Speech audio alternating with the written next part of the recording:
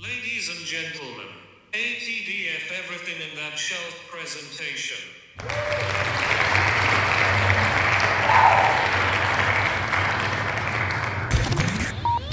You're now rocking with TDF everything. Spoiled rotten.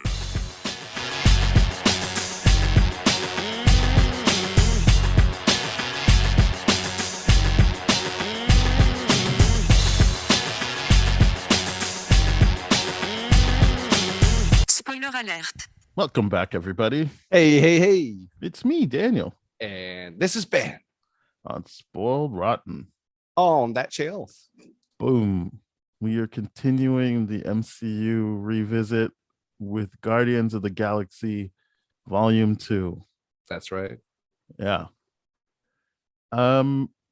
Yeah, I still like the movie. I really changed. I was watching and I was like, yeah, I enjoy this. It's a movie that works for me. Yeah, I know this is a movie that famously works for you, and it builds off one very, very well for me. For you. For me, in the past, I've struggled with inconsistencies with this movie, but this time around, I heavily see the father stuff in the middle as like some of the strongest stuff now. I'm seeing it there. I'm like, okay, this works for me a lot better than it did before. You know, I always griped on it being like, oh, it's slow, it's this, I want action to pick up. I'm like, I wasn't clearly paying enough attention. I think there's enough action in there, but like the emotional beats are hitting hard. Yes, I agree that there's a lot of action, but the stuff about the emotional beats really work for me, as you just said. And I think this time what I saw more than the father son stuff was I think for the first time the idea that you could feel isolated even around a bunch of people.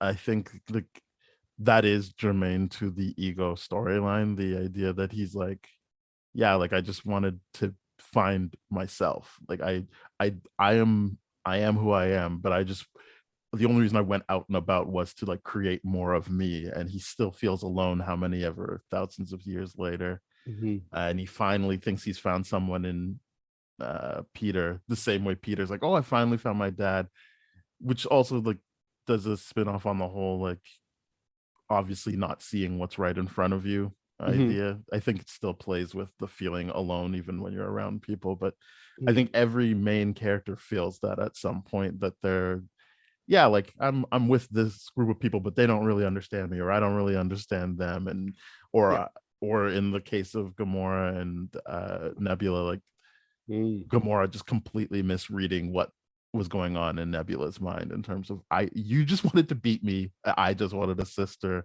or like Peter being like, oh, I finally found I finally found my family, and Gamora being like, I mean, I thought you already had with us. Like I think that's what really played for me this time, like seeing all the different characters feel isolated even with a group of people, or even in Ego's case, like his ability to go and have sex with a bunch of beings didn't make him feel like he was a part of something. He still felt isolated. He felt completely isolated and just, needed to make everything about him. Yeah, literally was his plan. Just wasn't going to work out for him. No, like, but that's what I like about these themes. Like, it's not like everyone has the same trajectory when they interact with the theme. It's just something that makes sure the story feels a lot more cohesive than it could. Right. And like, this part always gets me, but when the Ravagers turn on Yondu, that's obviously his moment of feeling alone, right? And all that kind of stuff. And I noticed even before they turn on him, it's him obviously just finishing having sex with a sex worker, and then her turning off so she doesn't actually have to talk to him after the fact. Like him turning to her and her just being like, which is something I don't think I ever noticed before. Just like right away, like, yeah, you're alone. Even when you've paid for something, like for company, it's like, well, you're not going to get company. She is going to complete the transaction and then she's out. That's correct. Yeah. And I thought that was very interesting. And then, yes, obviously that builds into the Sylvester Stallone character being like, there's 100 factions and you've just lost the business of 99 by serving Yondu. But Yeah, obviously Yondu's part of this 100 faction big thing, and he still feels isolated and alone. Heavily, and he's like, it's rough because like when he sees them, you know, like when you see someone you haven't seen for a long time and there's been bad blood between the both of you and all that kind of stuff. He's clearly trying to be the bigger person there and being like, it's been a while, like, you know, I'm going to be respectful, I'm going to give you the salute and all this kind of stuff. And then it's Stallone that's like, hey, you broke our code, and rightfully so. No dealing kids, that's awful, like, you know, and all that kind of stuff. But like, it's he's doing it as amicably as possible. He wants their approval so bad. He wants that belonging so bad, right?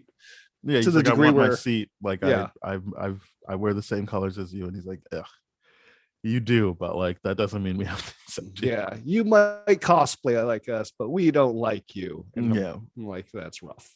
And then it turns him to hurt his family. You know, that's his Ravager faction, or like, which is huge. It's a big deal. I never realized how big it was. I never realized.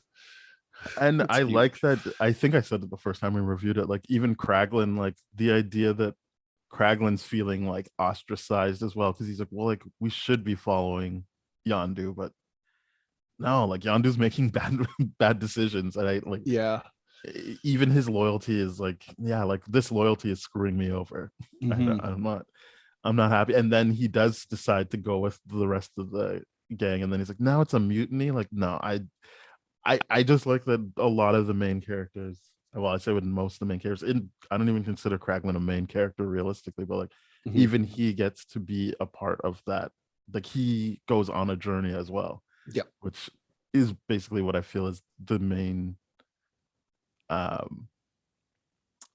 don't want to say bonus, but it's what I think works best about this movie is it's a sequel that actually goes deeper with the characters. You learn more about a lot of the characters through the basically the plot of this story, as opposed to it just being like, no, it's just bigger and better, or like it's louder and more color. It's like, no, like they really went deeper with these characters. Yeah, they really truly did. And like, it's obvious, very the stuff with Peter going deeper is obviously very obvious, right? But like to me, the character that gets the deepest in this is Nebula, because like Nebula up until this movie was so one-dimensional, and now this movie just provides her with this other dimension, and it just really allows her to take the turn, not the heel turn, obviously the hero turn, that or at least you're just like, well, okay, she's not, because she is still like, well, like I'm just gonna go do my own thing. She's not trying to like save the world, but she is like, not yet. Yeah, she is just like, well, yeah, like I was only really acting out because of the very like traumatic life I've had up until this point. Very true. Yeah. Bodily mutilation the entire time too. So like I think one of the Ravengers even said, like, aren't you supposed to be like the most sadistic person? It's like, yeah, when I'm paid. Like if you pay me to do that, I'll do it. But that's not what I do. Yeah. But yeah, I agree with you. I think Nebula is the person, especially on this rewatch, that I was just like, yeah, I still felt it when she said, I just wanted a sister. Like I obviously know it's coming, but I really felt it this time around. Yeah. And I do like the Rocket and Yondu stuff. I think that like both of them separately, but obviously them working together is good. But yeah, I like their separate trajectories throughout the movie as well. Yeah, the Yondu and Rocket stuff is some of the strongest stuff in the entire movie. Like that works for me so well, and I'm just like, yeah, he's got this huge chip on his shoulder, and Yondu's like at a very different point in his life, so he call him out on it, right? And it just works so well because I'm like, yeah. At some point in time, you realize like a character like Rocket would only listen to someone that's as messed up as he is. You know what I mean? They wouldn't look at things from like, oh, he's giving me good advice. You know, it's like, no, this guy's as screwed up as me, and he's telling me not to do it. So I should probably listen to that. I'm like, okay. That's or even just that he learns even during the funeral, like he's like, oh, so they do care, like that he was actually surprised that the Ravengers showed up, and he's like, oh, but he was like, yeah, but he yelled at them, and then he's like, well, yeah, they're family though. Like I like that is because you can see throughout the movie, like people constantly asking Rocket, like, what's wrong with you? Like, why are you being such an asshole? And he's like, it's clear that he's like, I don't trust that this will stay. I don't trust that they actually love me or care about me. Yeah. So I'll just keep pushing. The only one he treats decently is Groot, because he's like, like, that's like a father. Well, according less to Infinity so. War, that is that is a father-son relationship. Yeah. According to new Groot. And it's interesting how like Peter takes on more of the father figure in this movie anyways for Groot, especially like, well, I'm obviously referencing a lot of that like post-credit scene where he's like, pick up your roots and all this kind of stuff, and he's like a teenager Groot, and and all this. Well, I get the sense they're all his parents in that sense, because everyone at some point parents Groot. So like I should say, of the original group of Guardians, everyone has a moment with him where they're parenting and like comforting him or trying to get him to step up. Or even where Groot's seeking their approval, because I love I love how that's a through line through the whole thing. How like Groot will not dance in front of Drax because Drax hates it and he wants his approval, and I'm like, this is so cute. It's so funny how he does it. And then like in the next scene, Drax is like protecting him. I'm like, yeah, that's awesome.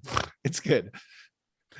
I think that well, I mean, I think we always say it, but they didn't really do justice to Gamora until Infinity War. So this is still, obviously she has stuff to do in this, but you don't, I feel like she doesn't get, I mean, I don't think they went that much deeper with Drax either, but you do get more backstory from him, and you get more backstory from Gamora. But I would say, Gamora and Drax, I feel the least like they went deeper, even though they did. I just feel like it's there was a focus on other characters, and I'm not saying that as a negative. It's just like I'm probably not going to praise those arcs as much as the other ones.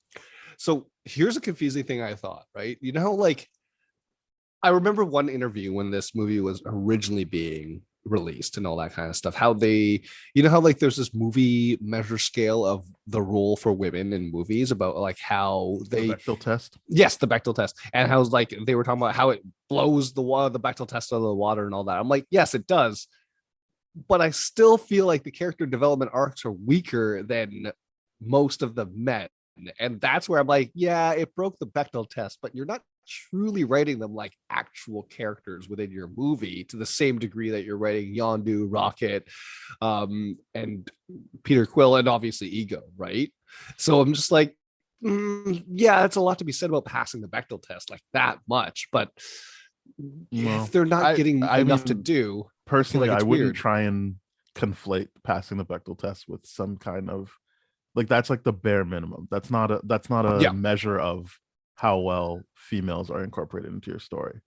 I agree. I wouldn't try and conflate those two things. I don't think passing the Bechdel test is like this big badge of honor. It's just something where it's like you would be surprised at how many movies don't pass it. No, I know the majority of them don't. That's just the reality of it. But it's funny how like they made such a big deal. Like you said, it's the bare minimum. They made such a big deal about it, and I'm like, I don't remember that being the case. I kind of do. Well, or at least like maybe I remember that being a big sticking point of this movie when they talked about it, like the stuff. And I don't know if that's because they were like, oh, we know that there's a big giant James Gunn thing coming our way, so you know, and like to deal with that James Gunn. Like, I'm sure you saw an interview, but I don't think that was part of the like actual narrative of promoting this movie, because I think James Gunn knows his blind spots and he's constantly working on them. Fair. But I don't think that would have been like a prevailing narrative about this. Okay. I just remember that and being like, rewatching it, thinking of that. You're right not to conflate the two. But it's just like one of those things where I'm like, it didn't mean that much. So that's the Bechdel test. That's exactly broad strokes, in case people don't know, is you have two named female characters. So it can't just be like a female character talking to some nameless extra, but two named female characters have a conversation that doesn't revolve around a man. that's broad strokes. I'm sure there's finer details to it, but yeah, there's many movies that don't pass it. But yeah, this movie does pass it. But yeah, I don't think that's to say just because you pass it means like, and so women shut up about, you can't complain because they passed the Bechdel test. It is just a thing to take note of in movies. Yeah, how often it's not passed. Yeah, that's what I guess that's what it was more saying than anything else. But yeah, still, you're right though. Like Gamora having a better arc in Endgame and all that kind of stuff. And what I'm hoping is Guardian Volume 3, she'll have like the best arc. I don't know, but it's gonna be heavy. We'll see. Yeah, I don't know what they'll do with her, because I mean, the constant there is Gamora was done well when it was different writers. It wasn't James Gunn, so we'll see. Is what I'm thinking. Oh, I see what you're saying. Okay, yeah, that was Marcus and McFeely who wrote Gamora in Infinity War. So yeah, generally a big fan of their writing. Yeah, I think if people listen to our Peacemaker episodes, I am a fan of James Gunn's writing. I think his, I hate to say art, like, because this is a real life thing, but just if you watch his work, like I wasn't a fan of his until Guardians of the Galaxy. And I think that's because these movies are so important to him, because they are about how he was probably Rocket, like this, or not Rocket, maybe he was more Yondu, like this person that did bad things, like objectively bad things, and just is doing the work to like be a better person. Yeah, so that I mean, who knows what will happen, what more will come out about James Gunn, but for now I do appreciate that through his like public persona and through his writing, it looks like someone who is actually working through the bad things he's done and acknowledging that there's still room to grow.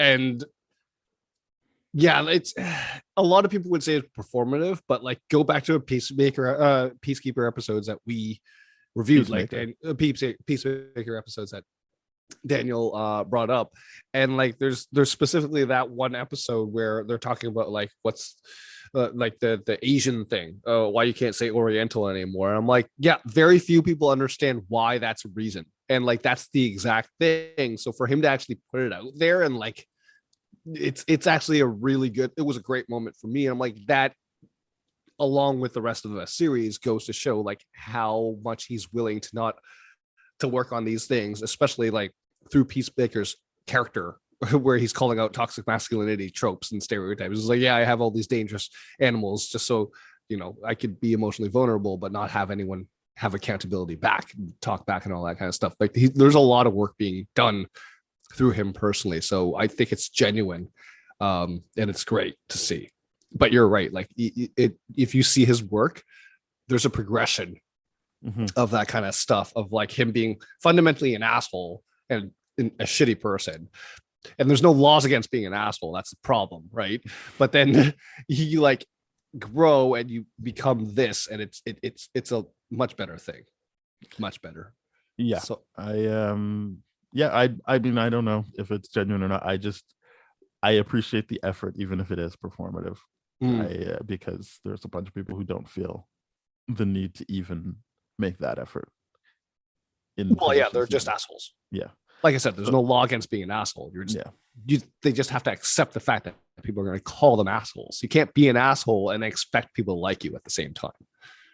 True. That's when people are like, that's what I hate about people. I'm like, if you're going to be an asshole, then accept the fact that people are going to hate you. But if you're going to be an asshole and you want people to like you, then you're the problem.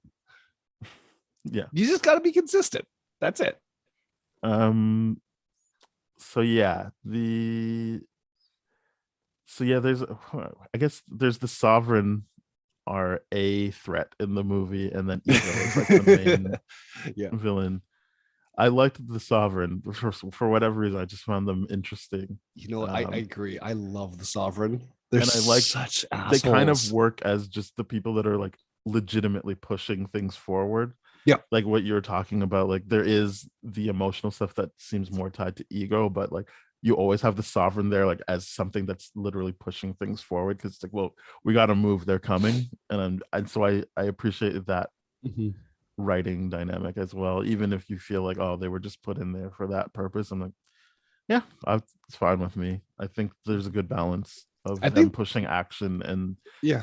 ego forcing things to slow down and be a bit more emotional. Yeah, and I mean fundamentally, I don't think anyone really knocks on the Sovereign when like you get that post-credit reveal that Adam Warlock is coming. You know what I mean? It's just like, ooh, that's like if people that were bugged about that, I feel like that would be a redeeming point for them, knowing that Adam Warlock's coming Sure. because of the Sovereign. That's just the way I see it. But like I do like the Sovereign. Like Mm-hmm. everything about the Sovereign is really fun to me. How like when they're on that planet to get Yondu to hire Yondu and his Ravagers and all that kind of stuff. How like The that carpet doesn't the go carpet, far enough. No, the carpet like yeah, it doesn't go like exactly far enough, but it goes I really far like enough that it's like, yeah, it's like we can make a show of this and everything, the pageantry about everything. I'm like, this is so extra, and it's so like I get it. Like they're petty people. Like I get it. And it's just fun to watch. It's Mhm. really fun to watch, especially when they're like, oh yeah, these are all drones that are attacking us. Like you're not killing anyone. And seeing that war room where it's like, oh man, this is like a Palladium. This Yeah, looks it cool. looks like This an looks arcade. like so much fun. When they're like making fun of the last guy, they're like, you can do it, and then he gets killed, and they're like, you suck.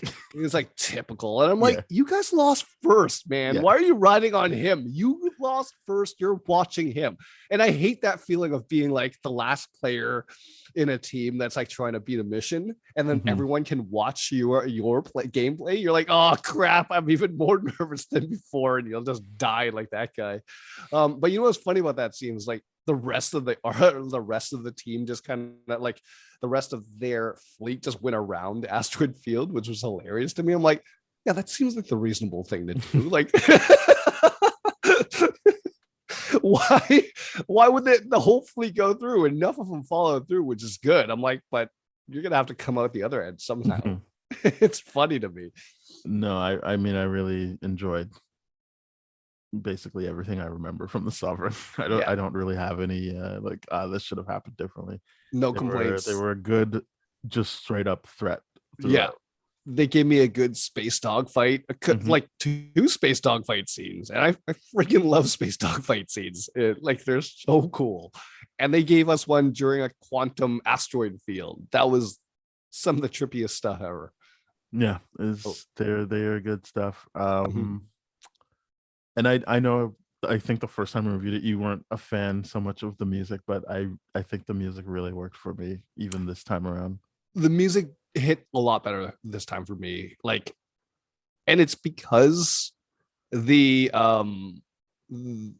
father son dynamic stuff worked so much better for me this time, that like the Cat Stevens song that they played Mhm. right at the end, and like that just hit me, and I'm like, oh man, I guess I'm crying now. This is rough. Yeah. Stacy looked at me, she's like, are you okay? I'm like, shut up, leave me alone right now. I'm not crying over a raccoon. Like, screw you.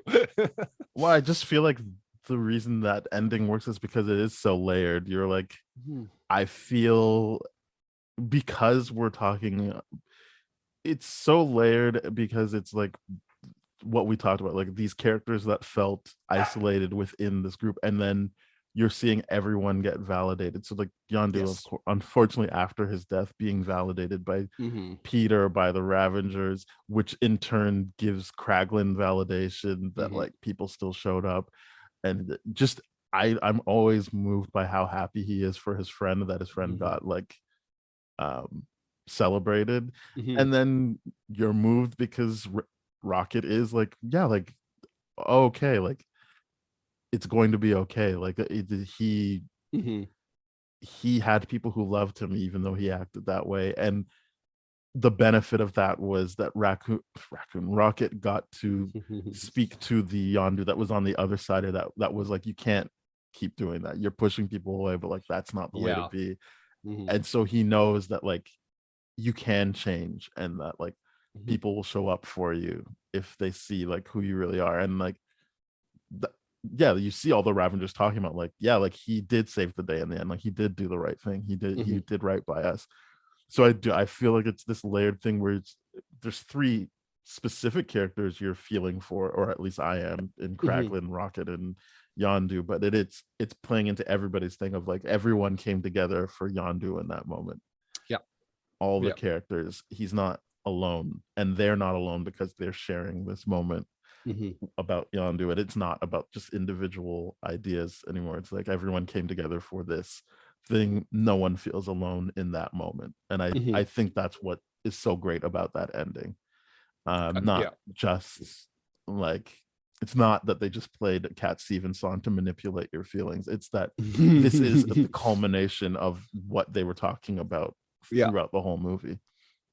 Absolutely. It's finding that acceptance, right? Recognizing that it's a lot closer than you think it is. And that, you know, like sometimes we're the ones that turn our back way on our own acceptance, right? And everyone at the end of that movie, you're right, is multi-layered. Kraglin's stuff is like, not only is he accepting the Ravagers, but to me is like, that's Ravager funeral. He gets to process all the trauma of seeing all his friends die in that way with the mutiny, right? He gets so like much the to ones do there. that were still with Yondu, and it's like they're in a more removed way also being celebrated, or like they're being validated. Absolutely. All those people didn't die for nothing. Yes, that's exactly how I feel about it. There's that being celebrated there.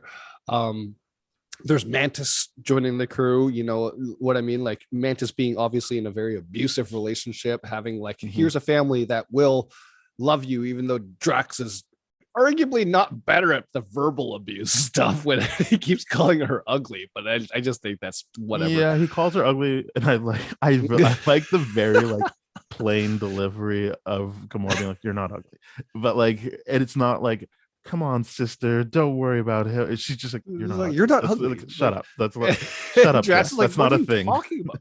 She is horrifying. But I just like that she's like, "Yeah, right, okay, yeah, you're not ugly." But I like that Drax is saying like, that is how I know I love you, and obviously not in a romantic way. It's like, I'm not attracted to you and I still like you, so like that must mean something.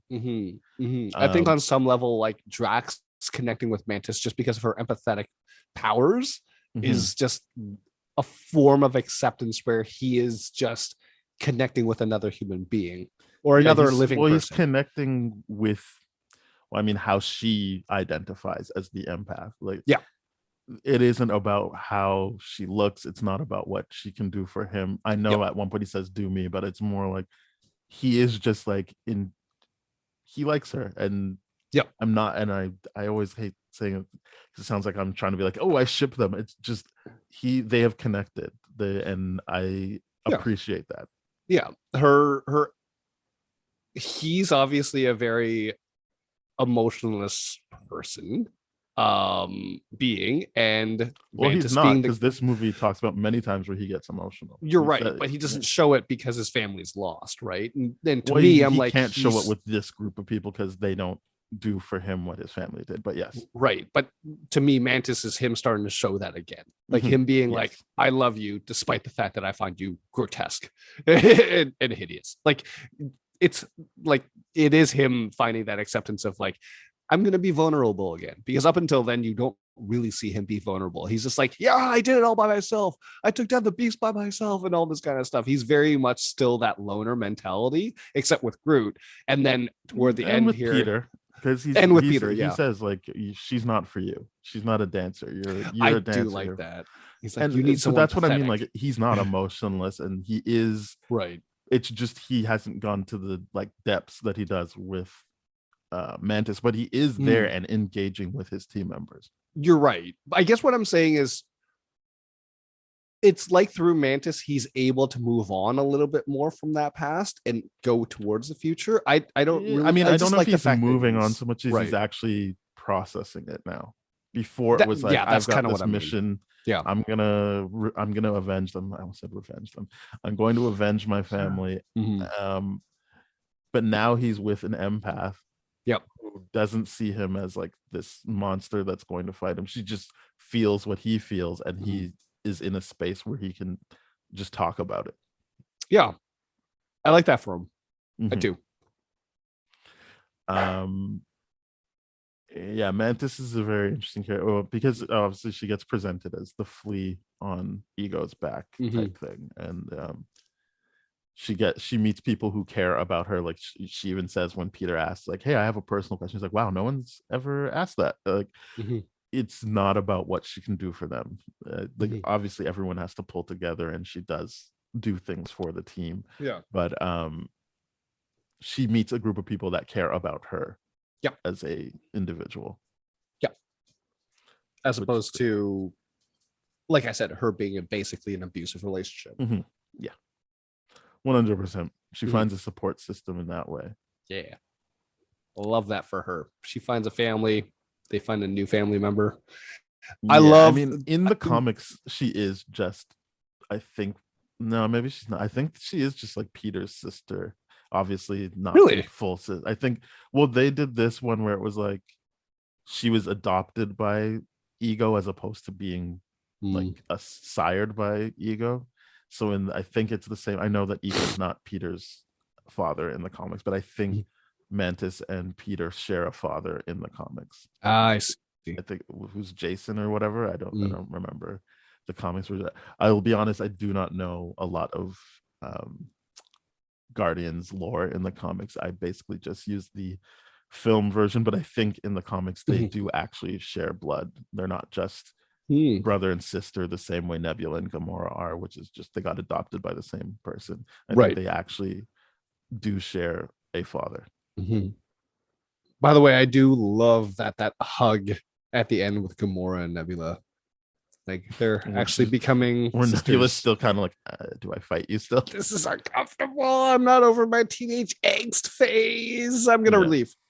I like that though. I really, really do. I like because I don't know who said this to me before, but like someone said to me, like, sisters, you like grow up together and then you hate each other. And then in your like 20s, you come back together magically again. And I'm like, interesting. I wonder if that's what this kind of representation kind of is, you know, through that trajectory of like sisters coming back and reuniting and all that kind of stuff. It informed it. Yeah, but it was just one of those things where I'm like, this is a really nice moment, even though it's very awkward for her. I'm liking that she's getting exactly what she needs, which is that it's kind of funny. It is, yeah, it's what she asked for, which is it's you that have validation. Sister, you don't have a combatant that you have to deal with.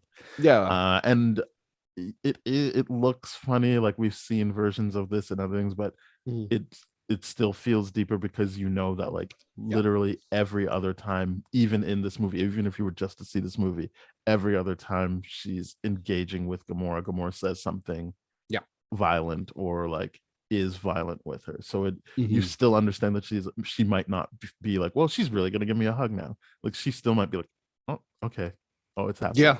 Yeah. Up until that point, her like Nebula definitely thinks of Gamora more as a sister than Gamora thinks of Nebula as a sister. Well, I mean, you know what I mean? And that tracks from the first movie where she sees Thanos as a father. Like she is upset that Thanos likes Gamora better, and we know why. Like the practicality of being upset that you're not the favorite of Thanos, but you also get that she does look at it as a family. I think it's kind of like the Yelena Natasha thing from Black Widow's movie, where it's like Yelena, like, good call, was like, no, this is a family. Like this is it. It doesn't have to be perfect, doesn't have to be, but it's like this is what I know as family. So I'm in. Like I'm in on this being a family. Yeah, I do like that when Yelena was like, no, don't say that. Don't say that. Like it was real to me kind of deal. And like she was just 2 years removed and all that kind of stuff. And that movie obviously plays on those tropes very, very well. But in this movie, it does it as well. Like at least that's what I felt from it. Yeah, it's what I like about the movie. There's like that's not something I considered until we started talking about it, but it's very much there. Yeah, this movie. Before, I definitely didn't see it for the gem that it actually is. And that's because like originally I believe my criticism was like, oh, it's being pulled in too many different directions. I don't like when they split up. And I'm like, It gives Rocket the chance to show us how badass he is and how capable That's he an is. amazing scene. That's an amazing scene. And like for him to be like, yeah, he's still caught in all this kind of stuff. It's like he's capable, he's great, but he's not invincible. And that's one of the moments where he starts to recognize he needs help too. That and like the whole point of Guardians is they need a team. Like it's not, they already did their solo stuff. Yeah. So and it doesn't make them weaker because they need a team, because ultimately Endgame doesn't mean anything if you still think, oh, all those characters just should be on their own anyway. Like the whole idea is that you need that unit, you need that family support system. So like the Guardian, he is amazing, but like if he doesn't have Groot helping him, if he doesn't have Nebula helping him, who are the two people there with him, then it's not going to work out. The teamwork will always outdo the single person. One really, really quick sidebar here. I wanted to just say, like, how jealous Vin Diesel must have been to be in a movie where another bald guy gets to say something about family that he doesn't. Because I'm just thinking like Drax at the end, he hits the moment where he's like, no, we're a family. And I'm like, ooh, Vin Diesel must be feeling some ways about that. He's like, you didn't deliver. Well, you don't know because he has his script is in English, so you don't know what all the I am Groots are. So that he just says I am Groot with the intention of what was written in English. I know, so but like he could be saying we are family, or this is family. He could be, but Batista's the one that actually gets to do it in English, and that's what's funny to me. I'm like, Vin Diesel must be feeling a way about this. Vin Diesel likes speaking different languages. Again, I would still push back and say he's the one that does Groot in all the different languages. He really fumbles through Spanish in the Fast and Furious movies. Like, I don't think to him it matters if it happens in English or not. No, it doesn't. But to me, it's hilarious that someone else gets the family line. I just think it's funny to think of Vin Diesel being like, he's delivering my line. I've said that in 10 other movies. Fair enough. Like, I need to tell him how to tell people about family. This is my moment. It was just a really funny moment to me. But yeah, the scene where Rocket's just doing his thing, setting up traps. Awesome scene. And even playing the audio to throw them off. Great stuff. I do like how he's always the one that's like playing Quill's music and stuff like that. That's why the music worked for me, is like it was made very clear, like he likes Quill's music and he wants to work with Quill's music. So even when they're trying to break out of the prison, he's like, hey, do you have any of Quill's old music? Like, it'll help us or help me while we work on this. Like, it never feels like they're like shoehorning it in. It's like this. I like to work with music. Like, I set up for the podcast listening to music. I'm listening to music up until we start, basically. Like, it works for me that they're showing in the movie that like these characters also appreciate listening to music while they work. It's just one of the best things that he's always one insisting on it. Even in that first fight, he's like, no, I have to side with Drax on this. They're like, what are you working on? He's like, so we can listen to music. It's the best thing in the world. I'm like, why is that important right now? It's like, he's such a dick about it. And then how he chooses to set those traps. He's just always looking for the music. And I just love the Zune joke at the end. It's like 300 songs. 300 songs. That's awesome. One thing I keep going back and forth on is, so his mom gives him the Awesome Mix Volume 1, but it doesn't have Brandy on it. And you'd think she would want to put Brandy on the first volume. Or maybe she just assumed he'd get to Volume 2 much quicker in life.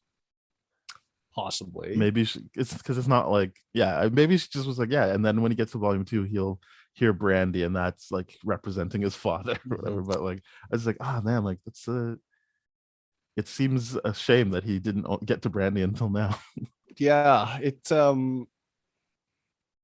I'm pretty sure that had more to do with the idea that she was like, hey, I'm gonna make a mixtape for my son based on the songs that I think about. And then this is like, hey, volume 2 is probably a mixtape about my whole life and the things that are important to me. And then no, that's why I'm saying maybe she just thought he'd get to volume 2 sooner. Yeah, which is sad in its own right from the brain cancer standpoint. Yeah. I mean, it works for me in Civil War as well. When Peter's like, "You killed my mom," I'm like, fuck this, I'm gonna get you for that. Yeah, just like, well, I had to give her cancer so I could leave her alone. And it's like, oh, ego, what a terrible being. What a dick move. Yeah.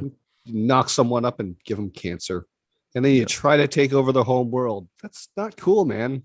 That's just not cool. Well, no, he's a true villain. It's just a true colonization act. That's bullshit. That's what you're doing. Yeah, like I don't go like, oh no, I felt bad for Ego. It's just like I am a big Kurt Russell fan, and I enjoyed the way he played the whole thing. I agree. He played it very, very well. Whether or not you agree that the villain turn was too late, I'm just like, you're really not seeing what's happening in front of you the whole movie. You're really being dissuaded by this whole thing the same way Peter is.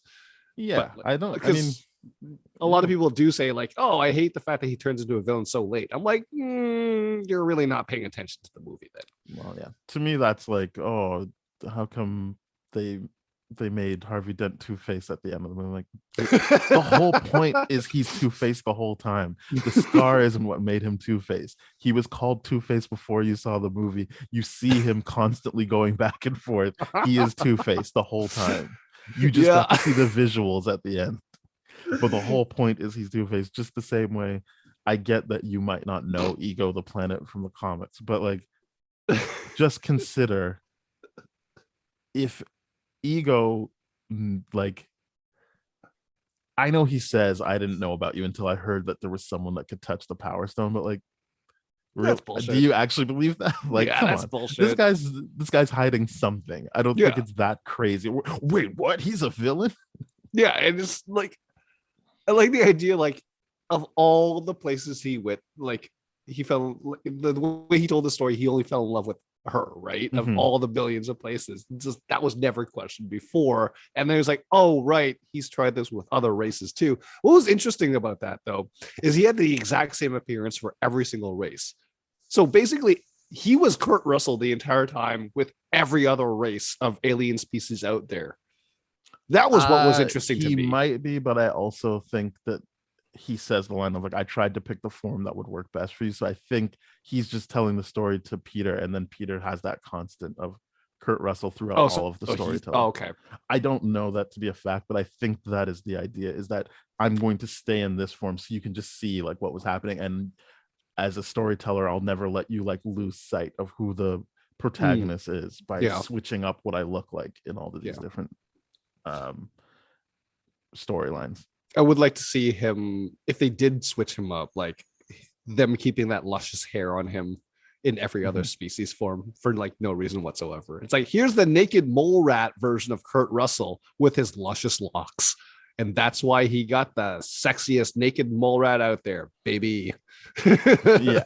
I mean, who knows? You're right. Maybe he was that the whole time, but I think it's just for simplicity of storytelling that you're like, okay, yeah, the Ego did this.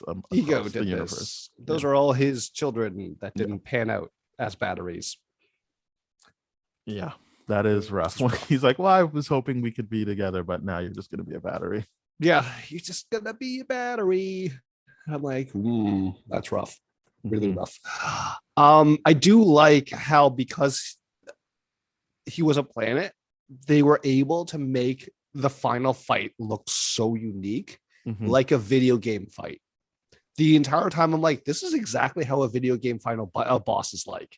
You know, like you beat this version, they morph into this, they do this. And I'm like, that was a really cool feature that they added on while making still a really good fight sequence. And the idea of like, yeah, I'm going to ask everyone for tape in the middle of this fight sequence is hilarious to me. It's like, let me ask, it's like, did you ask Nebula? Yes. It's like, well, she was right next to Yondu. I assumed she would have said yes. It was hilarious. That is good stuff. I was a big fan of all the rocket stuff. Maybe I wasn't the biggest fan of him continuing to take people's body parts. it's not like it ruined things for me, but I was just like, yeah, I get it from the first movie. He likes taking people's body parts. Mm. Like when he was like, no, he's going to wake up and not have his eye. I was like, all right. Is that the same eye that he gives to Thor? Could be. I don't know. I'm wondering. Like, I want to watch that and be like, it's the same color. I want to see if it's the same possibility. But either way, that would be kind of cool, right? It's like, here's a old Ravager's eye that I killed and murdered. Probably. I mean, the thing to remember is the timelines for this. Like, this is happening basically like right after Guardians of the Galaxy 1, even though it came out 3 years later. Yeah. So, and then Infinity War is 3 to 4 years later when he gives Thor those. So like, it could be the same eye, but also I think it doesn't too much time has passed for that to be the case. Yeah, for him to still carry it around in his Indiana Jones satchel, especially because he's like, "Oh, I have to put it up my butt to like do it." It's kind of like, would that be the same? Like, would you? Like, I feel like that has to be a much more recent. Why would you smuggle an eye up your butt? It's not worth anything afterwards if you're gonna put it in someone else's face. But that's why I feel like it would be weird if it's the same eye, because it's like, you had that for 4 years and you still have to like smuggle it up your butt. Like, you would have already found a use for it by this point. I feel like I would side on you with that. He would have DIY'd his own Pinterest project with it. Yeah. I would love to see Rocket's Pinterest board. I think that'd be hilarious. How he'd like turned a prosthetic leg into a rail gun or something like that. Yeah.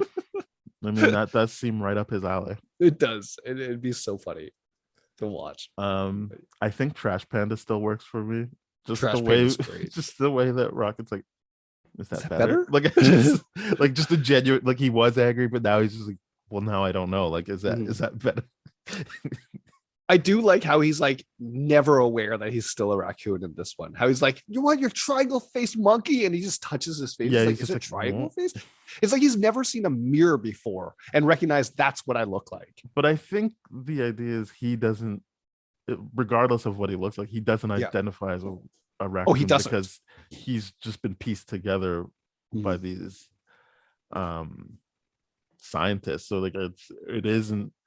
I get what he means when he's like, ain't nothing like me or something like that, because it's just like, I am completely different. Like, I'm not a raccoon for obvious reasons. I'm standing up on my hind legs and I talk, but like, yeah, like I was pieced together. I'm a monster. Yeah. But I did, for whatever reason, he's like, don't call me raccoon. And then he's like, okay, I'm sorry. You're a trash bandit. It's like, is that better? Good stuff. Yeah. Very good stuff from Bradley Cooper's delivery. I still do like how that is Bradley Cooper. I'm like, I keep forgetting it's Bradley Cooper. That is the best part of it. Yeah. Is that, and I would say that I know they're doing something with his voice, but it also just, I don't actively think Vin Diesel is Groot. Like, I just feel like Groot and Groot and Rocket are just their own thing. And I think they use those celebrity voices well, in the sense of like, maybe that's what gets your movie greenlit, but they are actually giving themselves to the character instead of pulling it into being what they are. Yeah. They're not phoning it in whatsoever. Yeah. It is great to see them do that kind of stuff. I don't know. Does Bradley Cooper? He doesn't do. No, Sean Gunn does the mocap stuff on the day Sean Gunn is there. And Bradley Cooper might improvise, and then Bradley Cooper still looks like he gives it his all when he's recording, but it's all after the fact. Oh yeah, I do like watching him do the voiceover stuff. It's really funny to see how physical it ends up being. But yeah, it's really I just want to see that same energy with Vin Diesel saying I am Groot. Well, he does. You can see the video, like where he goes in with the stilts and stuff. Oh, that's awesome. I want to see that. I have not seen it yet. Oh, they both give it a lot. What does he do as Baby Groot? I don't think he's using the stilts anymore. I think the stilts were like for the first day, but that's what people say. Like for the first movie, it was the first time he was doing a movie after the death of Paul Walker. So he was like, he embraced it as like, I'm back with like a family or whatever. So it means a lot to him. Yeah. Um, yeah, I really like the movie. I don't have any different qualms with that. I don't think we even talked about any qualms I have with it. It's just like I really like it, and I'm glad that you enjoyed it this time. I think that is a sign of a good movie, that it can mean different things to you at different times in your life. Better with age, yeah, for sure. I mean, it could get better. Like you just might see different things with it. You might like it the same. Like for me, I saw something different this time, but just there's a lot of meat on the bone, and I think that that makes for a very more. And that's not to diminish the first movie, but I think a lot of people were like, "Well, it didn't surprise me like the first movie," and I don't think that is something you can ask of a sequel to surprise you again. I mean, you can, obviously, people do all the time, but for me, it's about either like, adding something to the lore or just doubling down on the characters you have. I think this movie does both, but it's like it's really like broadening your what you know about these characters that you fell in love with in the first movie. So they're not trying to like surprise you and have you be like, holy shit, you know what, this, it's kind of just like, you like these characters, like let's keep going, let's go deeper with them. I feel like it's unrealistic to expect a sequel to completely surprise you. It's just like, well, after you've watched the first one, the tone's set for the second one, how could it possibly completely surprise you? It can only build off itself or completely do something else unrelated, right? Like other sequels. Like it just completely change it for you. Like what I think happened with the Fast and Furious movies, where they're like, all right, these are heist movies now. Like these are change the entire thing.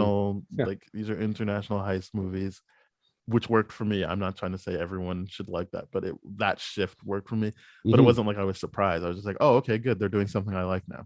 Great. Yeah, I mean, in the first one, they were heisting DVD players and VCRs and stuff like that. They're saving the world in every movie. And now they're heisting banks for the government, baby. I think there's a shift there. I think, even like I really like The Dark Knight much better than Batman Begins, but that's because they were like, all right, let's go deeper now. Let's go. You can't be surprised by sequels. I just think that's an unrealistic expectation. There's an argument that people can be. I'm just saying that isn't what I'm looking for. If I am surprised, great, but I wouldn't look to be like, well, it didn't surprise me like the first one. It's like, because now you know what you like about it. So they might do a Fast and Furious and show you something else you like, but it's not going to be that it's going to feel like they just shifted gears. Into a higher one with Brie Larson. That's it. Go. Or Helen Mirren again. Definitely Helen Mirren again. That'd be great. I just love the fact that Helen Mirren did put in the contract, like, no, I have to drive in this one. You can't just put me in this and you can't let me drive. You have to let me drive. And she got to, and it was awesome. It was so good. I want more actors to do stuff like that. It'd be fun. Well, I think that means we have run out of time of talking of Guardians of the Galaxy 2. Yep. As we lean more into Fast and Furious. Let's go ahead and rate it then. Oh, we rating this thing. This baby going to be a 9 for me. It is a 9 for me as well. Yeah. It is a very solid movie. The women could be written better. Gamora could feel like she has more care taken with her. I understand what her function is in this. I didn't say this earlier, but I felt like the CGI felt a little bit knockoffish to me. Like it did. I'm like, okay, it could be done a little bit differently, and I just don't know if that's a consequence of revisiting old CGI. But it's just like, I see what they did there. Like this. Oh, this is like that opening dance sequence where you're like, oh, okay, let's insert this character now. Let's insert this character. It's like, oh, it's interesting. Sure. I very rarely care about the visuals that way. That's not to say everyone has to feel that way.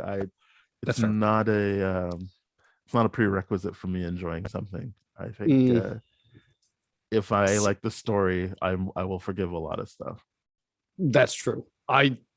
That's generally true for me. I have forgiven a lot of things because the story has been good, which is why I've watched like The Arrow and The Flash so much.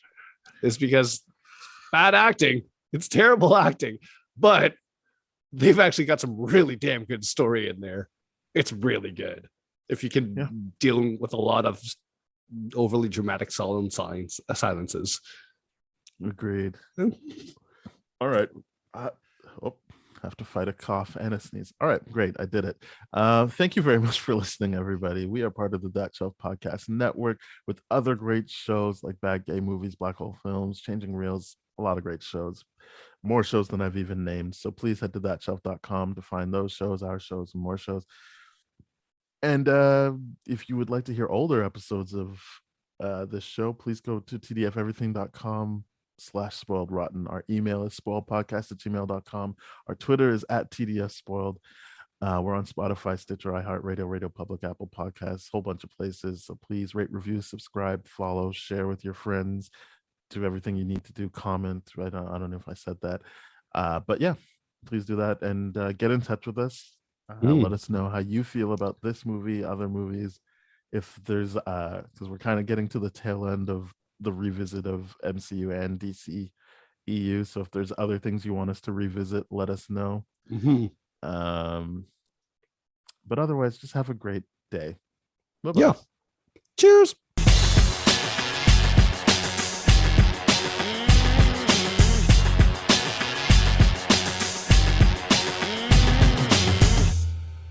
This has been a TDF Everything production, brah.